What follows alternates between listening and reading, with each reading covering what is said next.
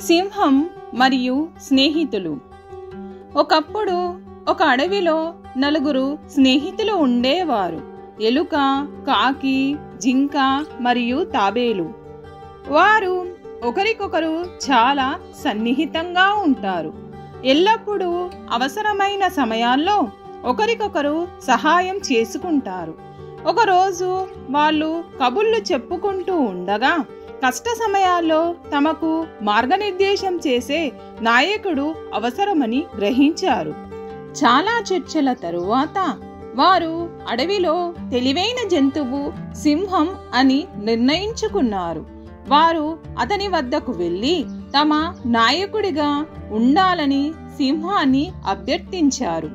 సింహం భయంకరమైనది మరియు శక్తివంతమైనది అని వారికి తెలుసు. కానీ సింహం తమ అభ్యర్థనను అంగీకరించి తమ నాయకుడు అవుతాడని వారు ఆశించారు. మరుసటి రోజు సింహాల గుహ వద్దకు వెళ్ళి తమ పరిస్థితిని వివరించారు. సింహం వారి అభ్యర్థనకు సంతోషించి వారి నాయకుడిగా ఉండడానికి అంగీకరించింది. ఆ నలుగురు స్నేహితులు కూడా చాలా సంతోషించారు మరియు సింహం ఆదేశాలను ఎల్లవేళలా పాటిస్తామని హామీ ఇచ్చారు. ఒకరోజు సింహం యొక్క పాదంలో ముళ్ళు కూరుకుపోయింది మరియు అది సింహానికి చాలా బాధ కలిగించింది. సింహం తన నలుగురు స్నేహితులను తనకు సహాయం చేయమని కోరాడు. ఎలుక వేగంగా సింహం పంజా వద్దకు పరుగెత్తింది మరియు తన పదునైన పండ్లతో ముళ్ళును తొలగించింది. సింహం ఎలుక చేసిన సహాయానికి కృతజ్ఞతలు తెలిపాడు.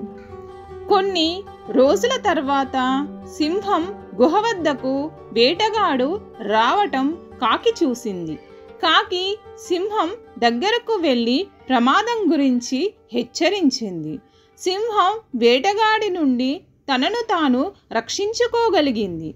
మరోసారి సింహం తనకు చేసిన సహాయానికి కాకికి కృతజ్ఞతలు తెలిపాడు.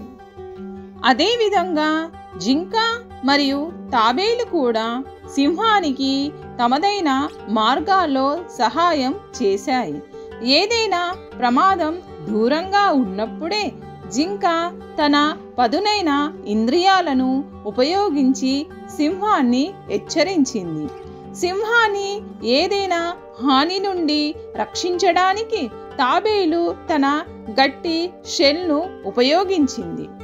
సింహం తన నలుగురు స్నేహితులతో చాలా సంతోషంగా ఉన్నాడు మరియు వారు సామరస్యంగా జీవించడం కొనసాగించారు.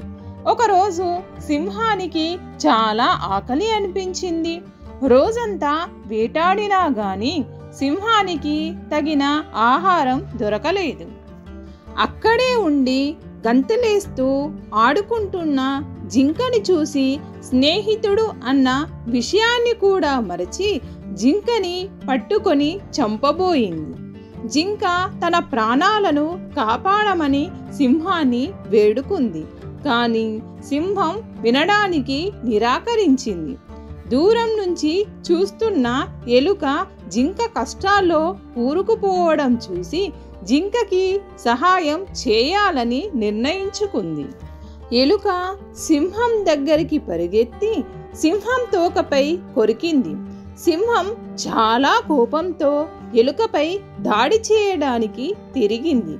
అయితే ఎలుక గతంలో వారందరూ చేసిన సహాయాలని సింహానికి గుర్తు చేసి జింకని వదిలేయమని వేడుకుంది. సింహం తన తప్పును గ్రహించి జింకను విడిచిపెట్టింది.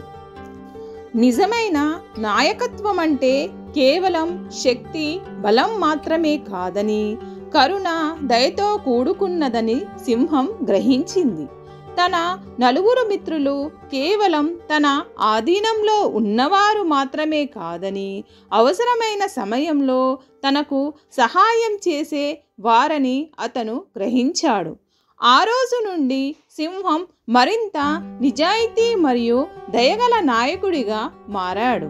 అతను ఏదైనా నిర్ణయం తీసుకునే ముందు తన స్నేహితుల సలహాలను ఎల్లప్పుడూ పరిగణలోనికి తీసుకుంటాడు. మీకు ఈ కథ నచ్చినట్లయితే లైక్ చేయండి, మీ ఫ్రెండ్స్కి షేర్ చేయండి. మరిన్ని కథల కోసం కథా సమయాన్ని సబ్స్క్రైబ్ చేయండి.